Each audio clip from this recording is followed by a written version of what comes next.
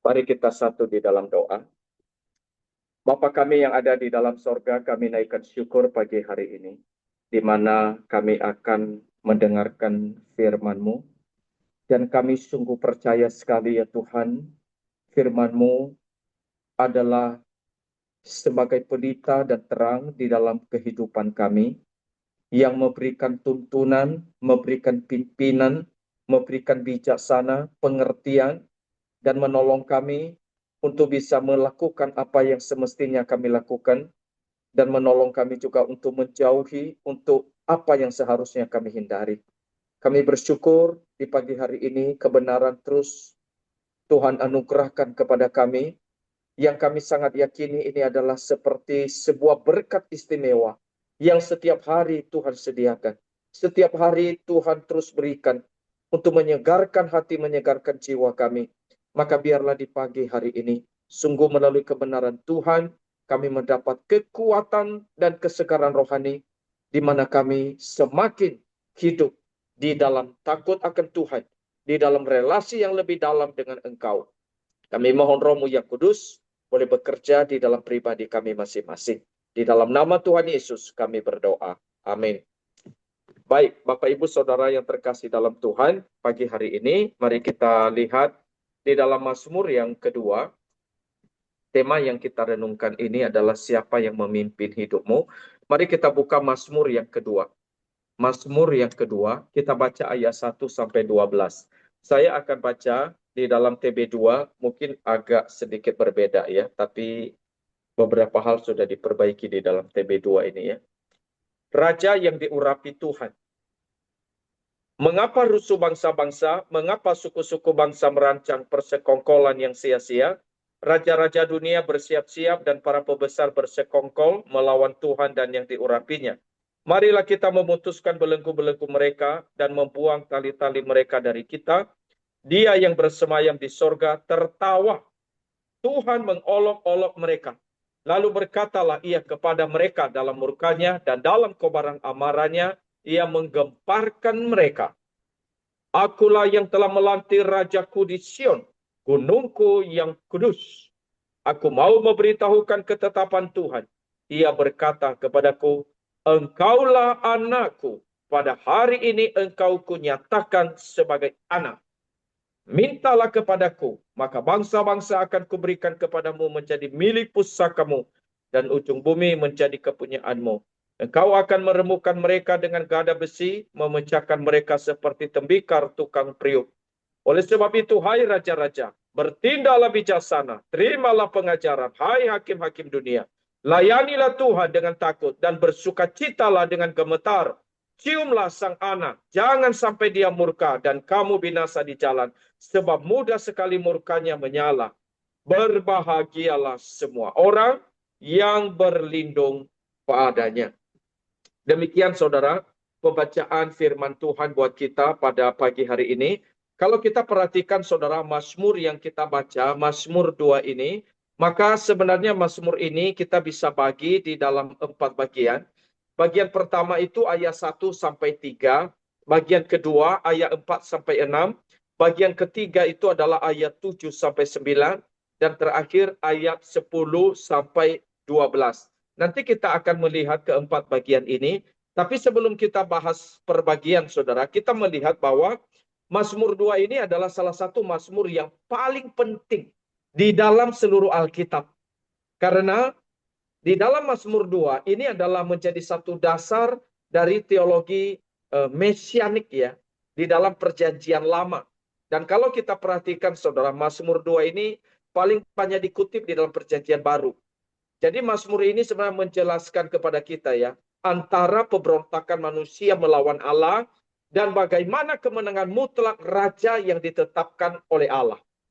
Jadi kita melihat di dalam tradisi Yahudi maupun sebenarnya di dalam Kristen mula-mula ya, kalau misalnya di dalam Mazmur 1 dan 2 itu dipandang saudara sebagai pintu gerbang seluruh kitab Mazmur. Minggu lalu itu Pak Hengki sudah menyampaikan Mazmur 1. Nah itu pintu pertama bagaimana kita melihat karena ini ada orang benar dan orang fasik. Dan itu banyak dibicarakan di dalam seluruh kitab Mazmur. Orang benar, orang fasik. orang benar, orang berdosa. Jadi itu dua kelompok ini, saudara. Dan kita melihat di dalam Mazmur 2 ini juga berbicara tentang bagaimana orang-orang yang fasik, dan kemudian ada juga orang-orang yang benar yang takut akan Tuhan. Nah, kalau kita lihat, saudara, Matthew Henry itu mengatakan begini ya, tujuan utama Mazmur 2 ini bicara tentang kerajaan Mesias, anak Daud. Jadi di dalam Mazmur 2 itu sudah ada nubuat tentang Mesias, tentang kerajaan Mesias, tentang dia yang akan datang ke dalam dunia. Dan itu sudah dinubuatkan. Nah, sekarang saudara, saya ajak kita untuk langsung melihat, yaitu adalah bagian pertama dari ayat 1 sampai 3. Jadi kita kasih judulnya, saudara, di ayat 1 sampai 3. Perlawanan terhadap kerajaan Mesias. Di dalam ayat ini dikatakan, saudara, mengapa rusuh bangsa-bangsa? Mengapa suku-suku bangsa mereka-reka perkara yang sia-sia? Raja-raja dunia bersiap-siap dan para pembesar bermufakat bersama-sama melawan Tuhan dan yang diurapinya. Jadi kalau kita lihat di sini, saudara, ada perlawanan terhadap kerajaan Mesias. Nah, kalau kita lihat ya, salah satu fakta yang paling jelas di dalam sejarah manusia, yaitu adalah manusia itu nggak suka diperintah. Sejak kecil manusia itu ingin menentukan jalannya sendiri. Ya, ketika kita misalnya masih anak-anak, ya kita tidak suka diatur oleh orang tua. Ketika remaja, kita nggak mau dibatasi. Ketika dewasa, kita ingin bebas menentukan hidup kita sendiri. Itulah kehidupan manusia, saudara. Nah, semangat yang sama juga itu terlihat di dalam sejarah dunia sebenarnya. Bangsa-bangsa berperang, kerajaan-kerajaan bangkit dan runtuh. Bahkan revolusi bisa terjadi, pemerintahan digulingkan.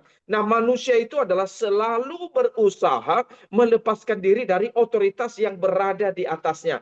Dan itu yang kita lihat, saudara, di dalam Mazmur pasal yang kedua ini.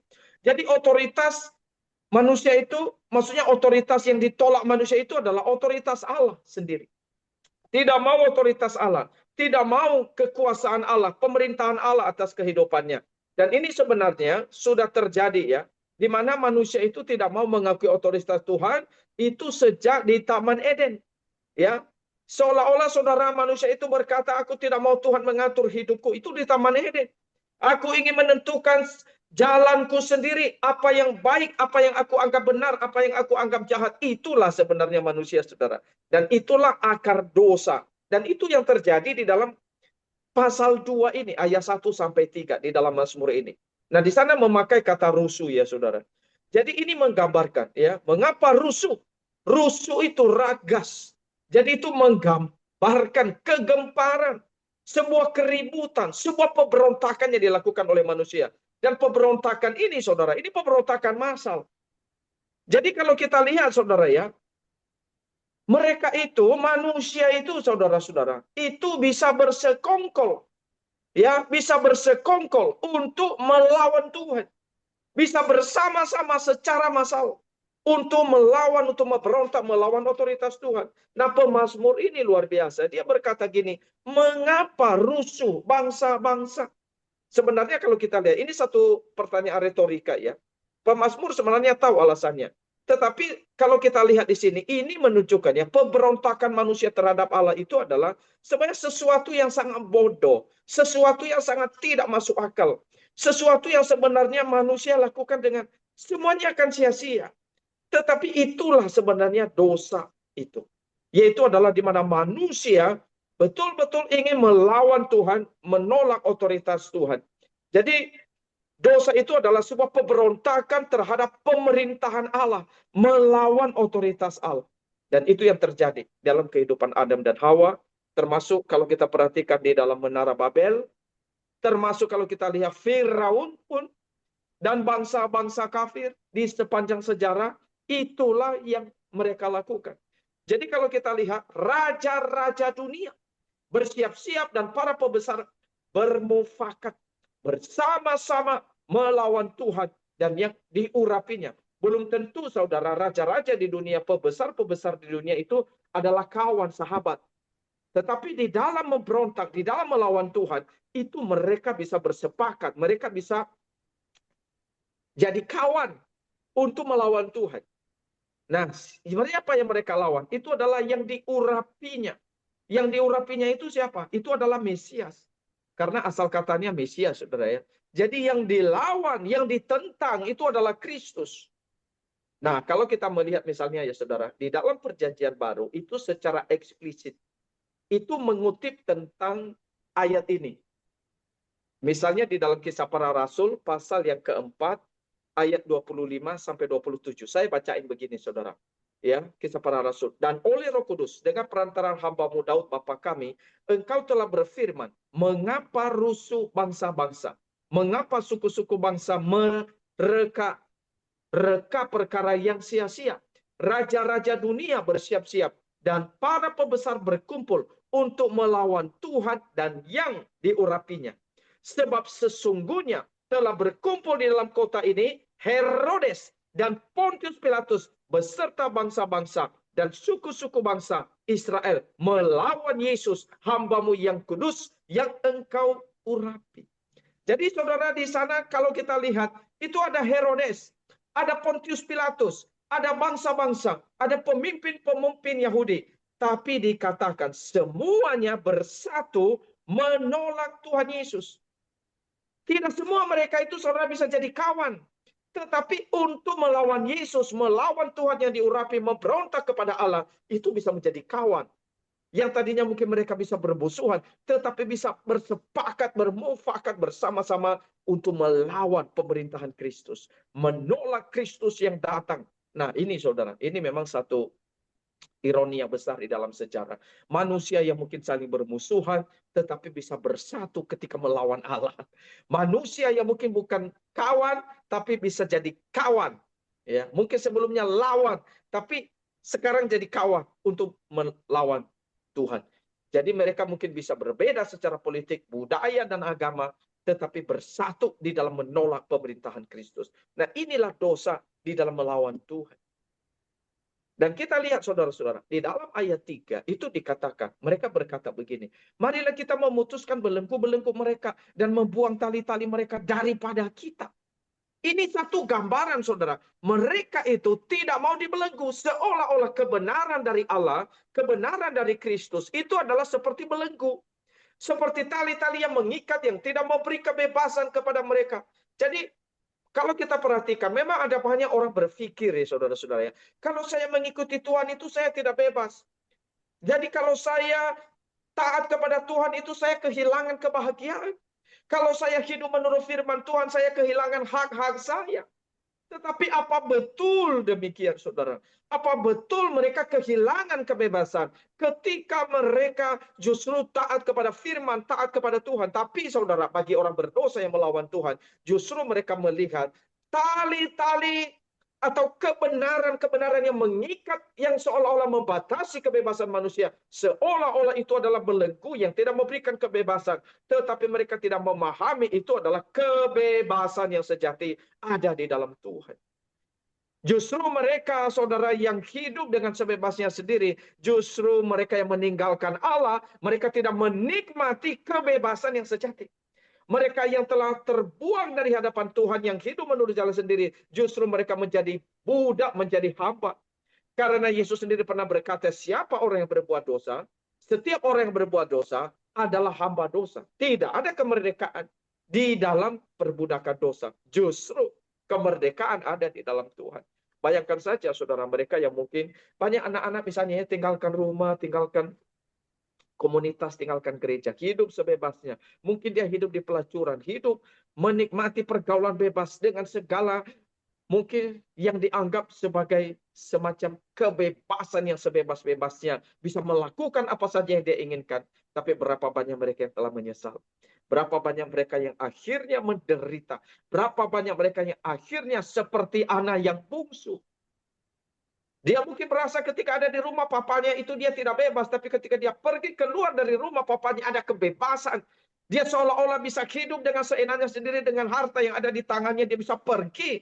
Bahkan mungkin sampai akhirnya dia berfoya-foya. Tetapi dia tidak tahu hidupnya ada di dalam perhambaan dan perbudakan. Di mana ada kebebasan? Ketika dia ada di rumah bapaknya. Di mana ada kebebasan? Justru ketika dia hidup di dalam kebenaran. Tapi itulah saudara-saudara, manusia menganggap ketaatan kepada Tuhan itu sebuah ketidakbebasan. Itu adalah sebuah kebodohan yang dimiliki oleh manusia. Tetapi saudara-saudara, itulah yang dipaparkan di dalam ayat 1 sampai 3, bagaimana manusia memberontak kepada Allah, memberontak kepada kebenaran, melawan Kristus yang adalah Raja. Harusnya Kristus, Raja, Tuhan yang memerintah, memimpin seluruh hidup manusia, hidup kita. Sekarang kita lihat bagian kedua, saudara. Apa respon Allah kepada mereka yang memberontak ini? Nah, di dalam ayat 4 sampai 6. Respons Allah terhadap pemberontakan manusia. Saya kasih judulnya itu. Respons Allah terhadap pemberontakan manusia. Nah, apa respons Tuhan kepada mereka? Nah, di sini kita lihat ayat 4. Kita lihat satu-satu. Ayat 4. Dia yang bersemayam di sorga tertawa. Tuhan mengolok-olok mereka. Jadi apa respon Tuhan, saudara? Ketika dia melihat orang-orang memberontak, melawan Tuhan, menggeser Tuhan, membuang Tuhan, tidak mau sama Tuhan, maka Tuhan tertawa. Tuhan olok-olok mereka, saudara. Jadi Tuhan sebenarnya justru kasihan sekali dengan mereka ini. Kalau kita lihat, saudara ya, tertawa, kata tertawa itu kan sesuatu yang sangat indah, dong. Tertawa itu adalah, itu membuat seseorang wajahnya itu kelihatan indah, kelihatan manis. Ketika orang ketawa itu wajah kita langsung berubah.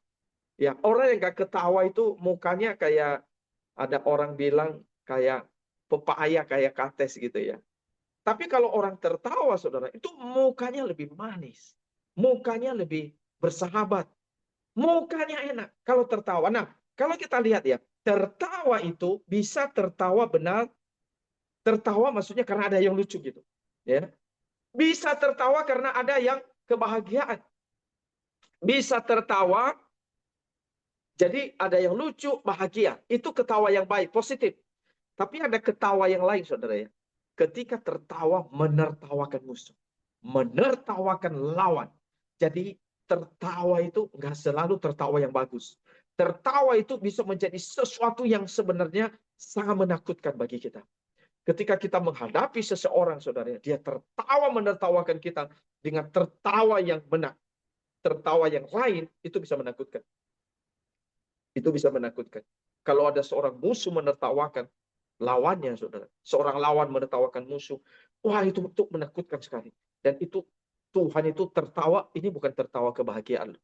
Ini tertawa yang Tuhan itu mengolok-olok.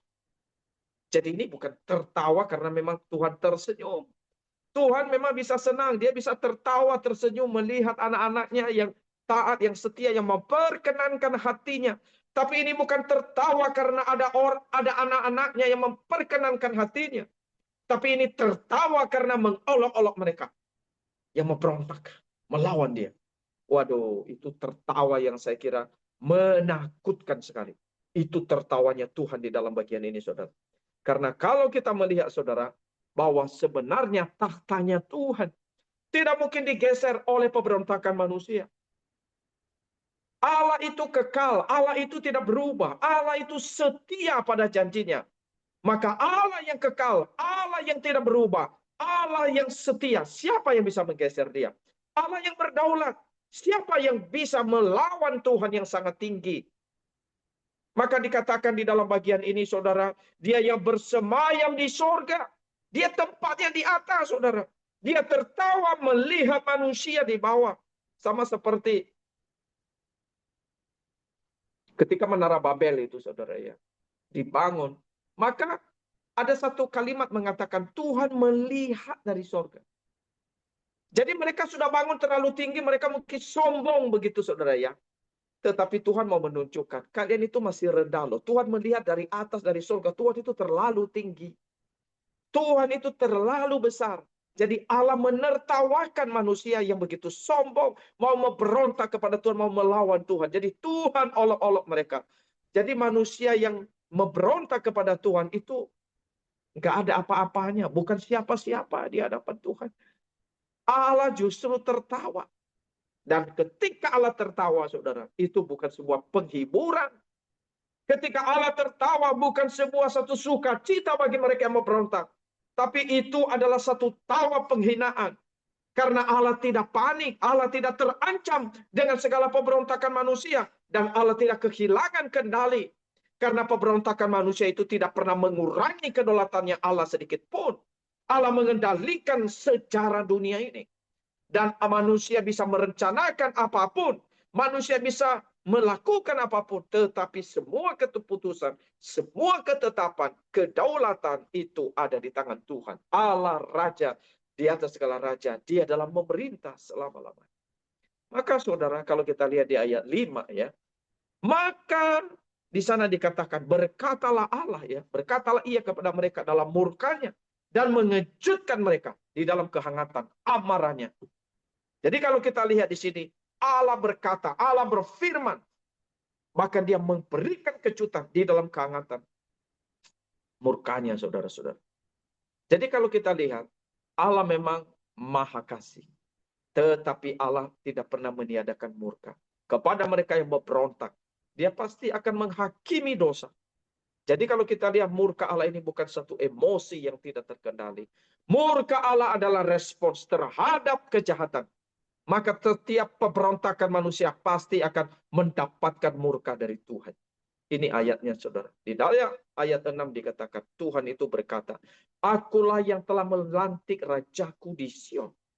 Akulah yang telah melantik rajaku di Sion. Nah, di sini kata yang pentingnya itu, aku telah melantik. Jadi ini bukan akan melantik ya, saudara. Atau sedang mempertimbangkan. Bukan.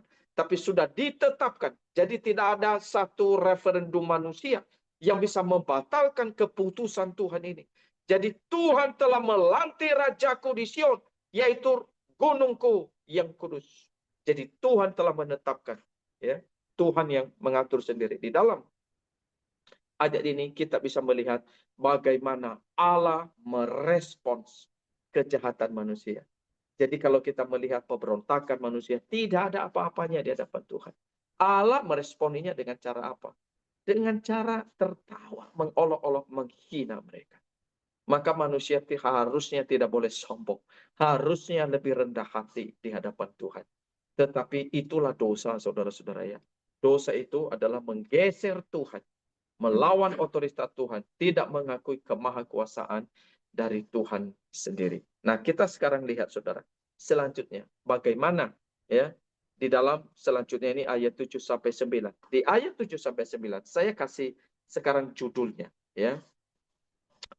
Judulnya itu adalah peneguhan dan penegakan kerajaan Kristus. Peneguhan dan penegakan kerajaan Kristus. Di dalam ayat 7 sampai 9, di sana dikatakan ya, aku mau menceritakan tentang ketetapan Tuhan.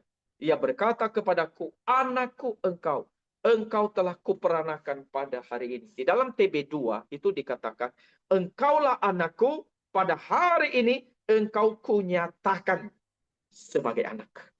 Engkau kunyatakan sebagai anak. Ini menuju kepada Kristus ya, saudara ya.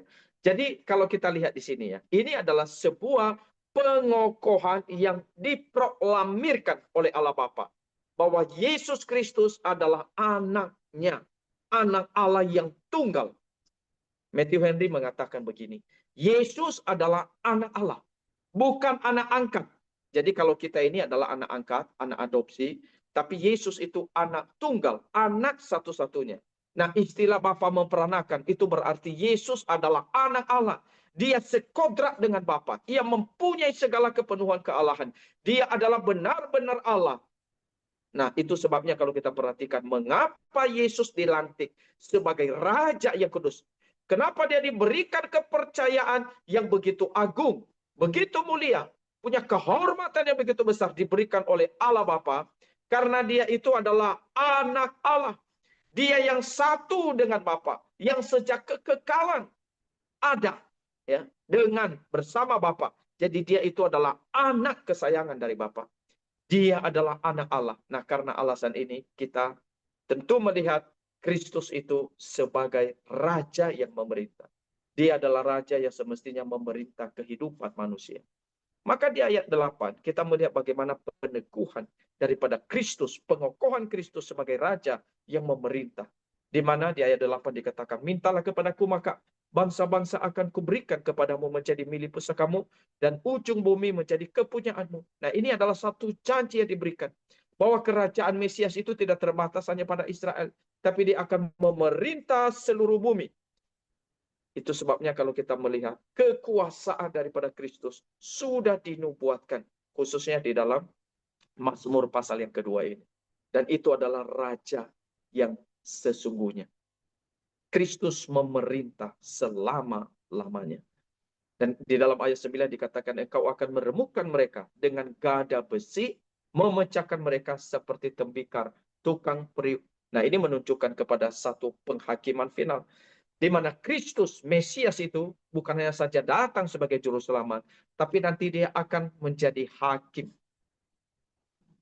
Jadi mungkin banyak orang menerima Kristus sebagai penebus, tapi mungkin menolak dia ya. Sebagai raja, sebagai yang memerintah di dalam kehidupan kita, saudara-saudara. Tetapi lewat renungan hari ini kita diajar untuk melihat bahwa Kristus itu adalah dia Tuhan, Raja, yang semestinya memerintah. Bukan hanya kita menerima dia sebagai Tuhan dan Juru Selamat kita. Tapi kita juga mengakui pemerintahan dia. Karena dia adalah hakim. Dia hakim yang mengadili setiap umat manusia di dunia ini. Dia itu adalah raja yang menyelamatkan, tetapi juga sekaligus hakim yang menghakimi. Maka semestinya kita yang hidup di dunia, mestinya menyambut dia, menerima dia sebagai Allah yang memimpin, yang menguasai kehidupan kita.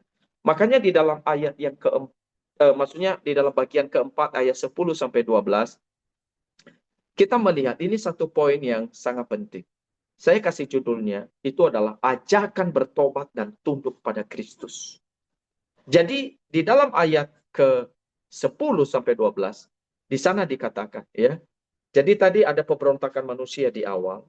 Lalu kemudian Tuhan mengokohkan, meneguhkan, dia memberi respon dan memberikan peneguhan, pengokohan tentang Kristus yang memerintah. Dan sekarang dia menunjukkan, saudara, ajakan kepada manusia untuk bertobat. Di ayat 10, di sana dikatakan, oleh sebab itu, hai raja-raja, bertindaklah bijaksana. Ini satu undangan loh, ini satu ajakan. Oleh sebab itu, hai raja-raja, bertindaklah bijaksana. Terimalah pengajaran, hai para hakim dunia. Jadi secara khusus kepada raja-raja dunia, kepada hakim-hakim dunia yang melawan Tuhan, dan kepada umat manusia yang ikut melawan Kristus, melawan otoritas Allah, Allah masih memberi kesempatan untuk bertobat, supaya bertindak bijaksana, supaya menerima pengajaran dari Kristus. Nah, ini satu undangan yang semestinya manusia harus responi, ya, harus terima. Nah, saudara-saudara, kita tahu ini adalah Tuhan itu maha baik. Dia masih beri kesempatan kepada orang untuk bertobat, untuk berubah dari segala dosa-dosanya. Di dalam ayat 11, di sana dikatakan, ini agak beda sedikit ya, di dalam yang terjemahan sebelumnya. Tapi di sini bagus. Layanilah Tuhan dengan takut, dan bersukacitalah dengan gemetar. Itu ayat 11-nya. Jadi manusia diundang untuk apa? Melayani Tuhan. Diundang jadi beribadah itu adalah untuk melayani Tuhan. Untuk melayani Kristus. Melayani Raja di atas segala Raja. Untuk bersukacita kepada Dia. Tapi dengan tetap hormat. Jadi kita dipanggil untuk beribadah melayani Tuhan. Jadi fokusnya itu adalah fokus kepada Kristus. Bergantung dan percaya kepada Kristus. Sungguh-sungguh mengakui pemerintahan Kristus atas kehidupan kita. Ini undangan yang diberikan, saudara-saudara. Dan di dalam ayat 12, ya, di sana dikatakan, mungkin di terjemahan sebelumnya itu ayat 11 ya. Tapi di ayat 12 itu agak beda. Di sana dikatakan, ciumlah sang anak. Kalau di sebelumnya itu ciumlah kakinya dengan gemetar ya. Tapi di sini bersukacitalah dengan gemetar. Tapi di ayat 12, di sana dikatakan, ciumlah sang anak. Ini ada pembaruan penerjemahan yang lebih bagus sekali ya. Ciumlah sang anak. Jadi mencium sang anak itu berarti saudara-saudara betul-betul mengasihi Kristus. menerima Kristus. Jadi bagaimana kemudian kita supaya setiap kita itu sungguh-sungguh boleh melihat Kristus ini, kita mau tunduk kepada Dia. Karena sebenarnya kalau kita lihat ya saudara, mencium itu, atau kalau di terjemahan sebelumnya itu mencium kaki ya, ini kan satu simbol ketundukan sebenarnya. Jadi simbol ketundukan, simbol satu loyalitas. Jadi kita mengakui Kristus yang memerintah atas kehidupan kita. Nah ini ayat-ayat ini menurut saya sangat bagus sekali ya. Nah kemudian kalimat penutupnya saudara, di sana dikatakan berbahagialah semua orang yang berlindung padanya. Siapa yang berbahagia? Yaitu adalah mereka yang berbahagia yang mau menerima Kristus di dalam kehidupan dia. Yang mau tunduk kepada Kristus, yang mau setia kepada Kristus, dia akan berbahagia di dalam seluruh keberadaan dia. Nah, kalau kita lihat saudara ya, Mazmur 1 itu dimulai dengan kata berbahagia. Berbahagialah orang yang tidak berjalan, berbahagialah orang yang tidak berdiri, berbahagia orang yang tidak duduk di dalam kumpulan orang berdosa, saudara ya. Tapi berbahagialah orang yang kesukaannya firman Tuhan. Dan di dalam pasal 2 ini, itu juga ditutup dengan satu kata berbahagia. Berbahagialah semua orang. Ini mau menunjukkan apa, saudara?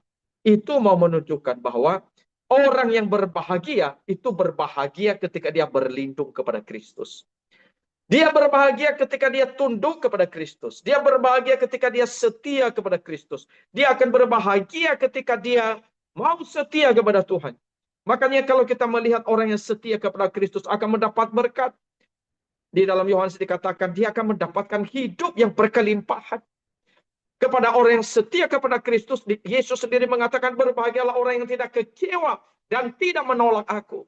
Jadi kebahagiaan yang sejati ketika orang mengakui otoritas Kristus, percaya kepada Kristus, menerima Kristus sebagai pemimpin di dalam hidupnya, sebagai Tuhan yang mengarahkan hidupnya dia. Nah sekarang pertanyaannya saudara, di dalam kehidupan kita, siapa yang jadi Tuhan? Siapa yang jadi Tuhan? Siapa yang memimpin? Siapa yang mengatur kehidupan kita? Saudara, kalau saya kasih ilustrasi, di dalam hati kita hari ini, kalau ada kursi, di kursi itu saudara, siapa yang duduk di atas kursi hati kita? Kristuskah yang duduk di sana? Kristuskah yang memerintah di sana? Kristuskah yang jadi Tuhan di sana? Atau diri kita? Biarlah renungan singkat pagi hari ini menolong kita untuk boleh terus bertumbuh di dalam iman kita kepada Tuhan. Amin. Mari kita berdoa. Bapa kami di dalam sorga, kami naikkan syukur pagi hari ini. Boleh mendengarkan renungan dari firman-Mu yang boleh mengajak kami untuk terus melihat Kristus. Kristus yang besar, Raja yang memerintah, Raja yang maha kuasa. Biarlah pemerintahan-Mu, kekuasaan-Mu, kedaulatan Engkau terus kami akui dalam hidup kami. Sebab Engkaulah yang memimpin kami. Dan Engkau berfirman, kami yang berlindung kepada Kristus, kami yang berlindung kepada Mesias, akan berbahagia. Karena kami tahu berkat yang sejati, pimpinan yang sejati, segala sukacita yang sejati, datangnya dari Kristus, datangnya dari Mesias. Biar hari ini kami berlindung. Kami mencari pertolongan kami hanya kepada Kristus. Berkati kami Tuhan. Sehingga hati yang memberontak, hati yang melawan Tuhan, hati yang menjauh dari Tuhan, biar itu tersingkir dari hati kami. Tapi biarlah kebenaran yang mendapatkan tempat dalam hati kami. Biarlah firman Tuhan yang memerintah menguasai pikiran dan hati kami. Ini doa kami kepada Tuhan. Berkatilah kami Tuhan. Kami bersyukur untuk firman-Mu yang indah yang Kau singkapkan buat kami. Dalam nama Tuhan Yesus kami berdoa. Amin.